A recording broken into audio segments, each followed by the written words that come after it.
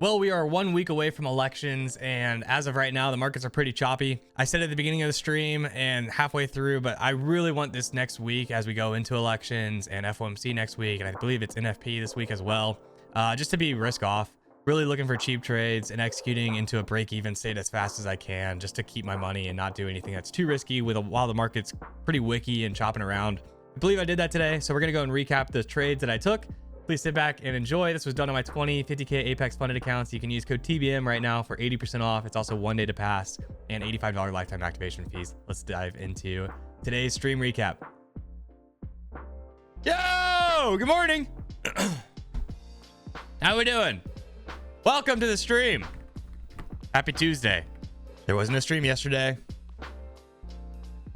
I was going helicopter hog hunting until about an hour before I was going helicopter hog hunting, and the guy said that one of the helicopter rotor blades was messed up and needed rebalancing.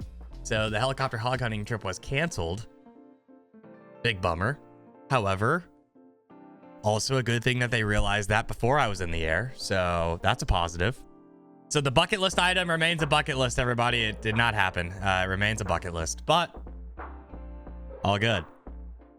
In other exciting news, the remaining of the merch orders are all getting sent out today. They're all getting packed right after this stream. Golf polos are in, tilted hats are in. Everything is on its way to be packed right now. We got some remaining hoodies and shirts and stuff over here. I'm rocking the Good Gains hat today with the Nasdaq Cowboy embroidered hoodie. Big vibe. The hoodies are sold out. It was a limited run. What else? We got, obviously elections are happening in a week. I think a week. Yeah, election day is a week from today. I'm kind of expecting it to be pretty choppy, personally. I don't know. I think I'm really going to be going pretty mellow, the next couple days, just through the end of the week, and the election is kind of my goal. Markets are open. Yeah, FOMC the day after election too. So it's just, there's a lot of chaos. And I don't know. I think I'll be going fairly risk off. News wise on the session, we've got jolts at 9 o'clock and consumer confidence. Nothing at 8:45 or anything after really. 10:30 and 12s, but we're not going to be around for that. So 9 o'clock, jolts and consumer confidence, something to be on the lookout for. Let's talk about IB data. Leo the Tiger, I saw this on Twitter. So I reposted it because we talk about this pretty often. He said in the past 1 year, the IB breakout has the highest percentage of happening on Tuesdays. So look for a trade that targets IB as a take profit and hold runners for a break. Look for a potential failed break back into the range. Those are kind of obviously like the two options. I think option one is kind of more implied on an IB breakout trade than option two, right? But kind of interesting to break it down day by day, which I don't think we've really done. We've done like the high probability stats just as a whole, but not really on the day by day side. So he breaks it down. This is Tuesday, obviously. 83%, 82.69, crazy.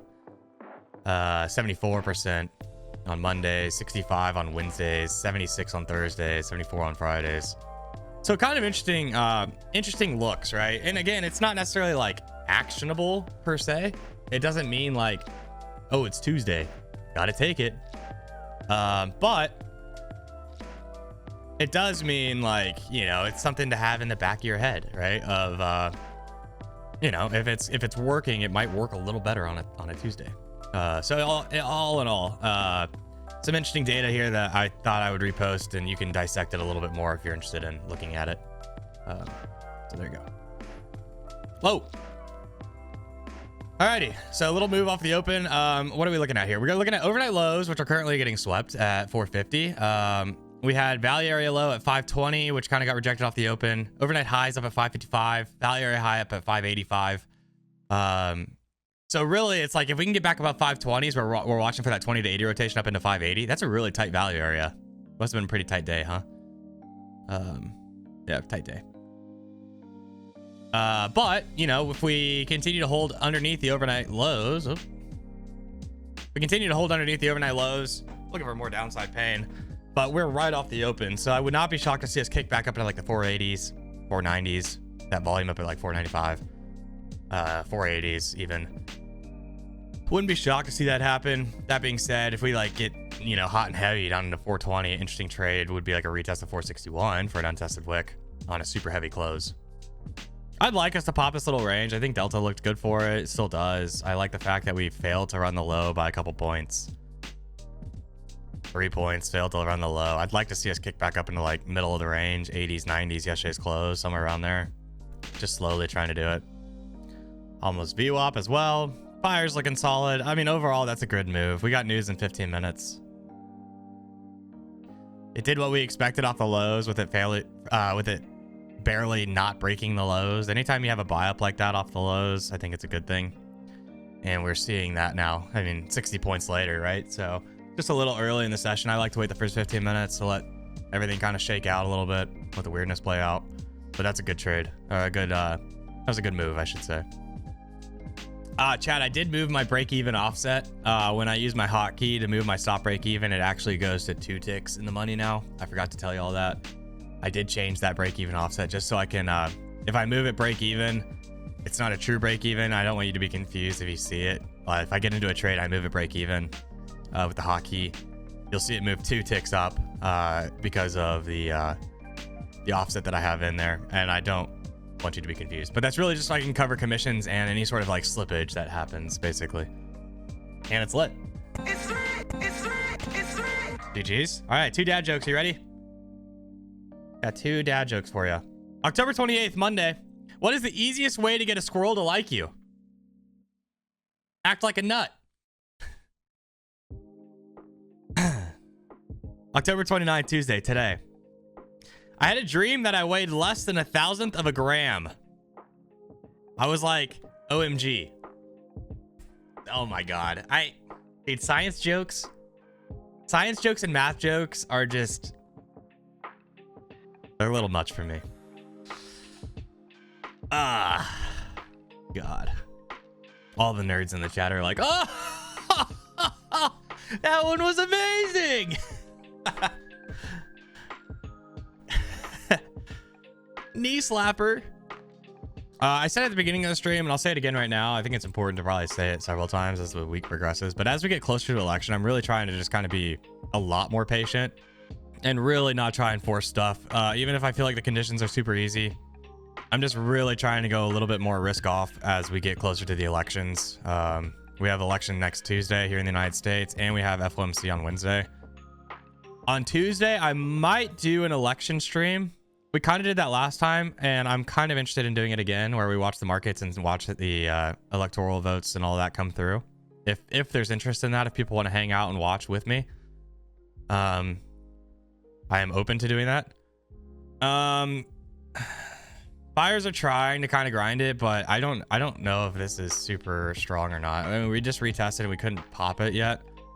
We'll see what happens. I think if this is kind of a similar situation to what happened lower, right? Like we just came within a point and we couldn't pop it. So what happens? You know what I mean? Now, that being said, we have a block at 550 and we have the overnight highs at 560 and we got a block at 570. So it's like we do have liquidity higher, which makes me think we probably continue to push. But I think a short-term pullback is probably on the table here with us not running that high. All right, there's the 570 push. This is what I've been talking about. I wanted to see this liquidity get cleaned out. It's just I didn't know how to get in. Getting in on that it felt high risk. Like, do we reject yesterday's value area high, or do we get through it and push IBH? That is the question right now that I'm trying to figure out. Because it's also like, if we get through yesterday's value area high and we actually do push IBH, I prefer to get along into it. But the other alternative is that we reject this. I buy 70s or 65s or something, and only for us to actually get slapped off of the failure of yesterday's value area high. And that's a confusing spot. Why was 88 interesting? We had volume, and it was the prior open of this candle. And we had volume. I mean, could potentially get away with something like this.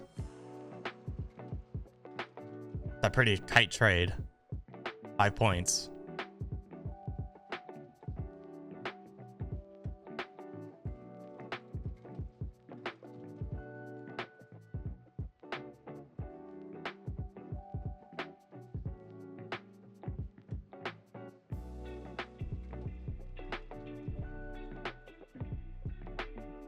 If this thing can get 5 points in the money, I'm taking the break even.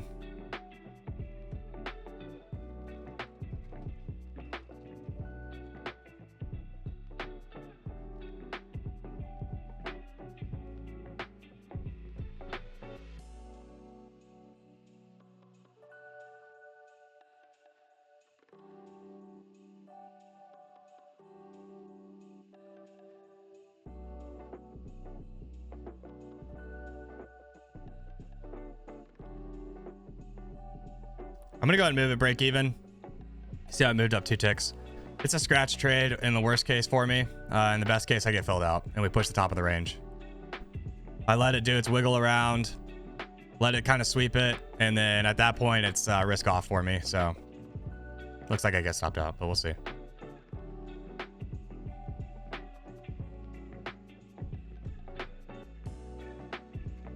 Yeah, break even.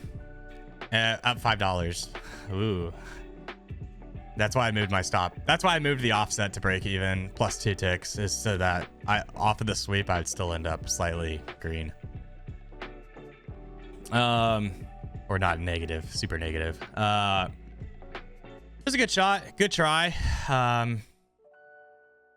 don't know how. I think it ran like 4 or 5 points of the money, if that. Nothing crazy, and the risk was fine because I moved it break even as soon as I got a little hiccup. Max risk was 5 points. The very max risk was 5 points, I believe. So overall cheap trade, just didn't work. Break even on the trade and on to the next. Not yet. All right, here we go. I don't know. It doesn't look that good. Still. I mean, gosh, 606. Okay, there we go. Trying to do it. Gosh, I don't know. It just doesn't feel solid to buy this. I don't know what the risk looks like here. I honestly almost like the short more. Till we can get like 10 points or higher off of it. Just like the short almost makes more sense risk wise. You know, something like this, I don't hate, but we're kind of getting a lot of buyers right now. But they're not. It's just price is just getting floated. We don't really have a ton of buyers. Price is just getting floated up. Part of me wants to take this short so bad.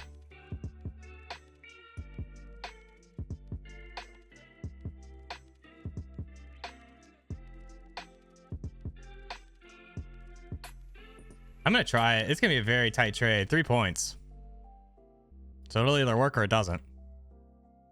$60 that I'm risking. I'm going to go and move that break even. Since it ran 3 points in the money, which is what I was risking. So it either is going to continue down or it's going to do nothing.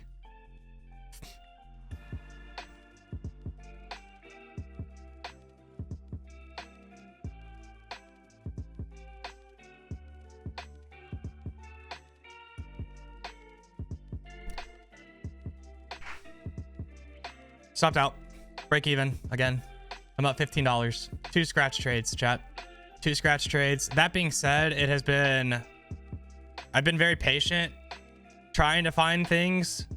I've just been very patient waiting for things that are cheap. And I've executed off of 2 cheap trades. The most I had at risk all day was the 5 points on the first one. That one I had 3 points. So $100 on the first trade, $60 on that trade. That one went right in the money. It just stopped me out. It'd still be up, what, 3 points or something? There's just not a lot going on. I think I might call it here.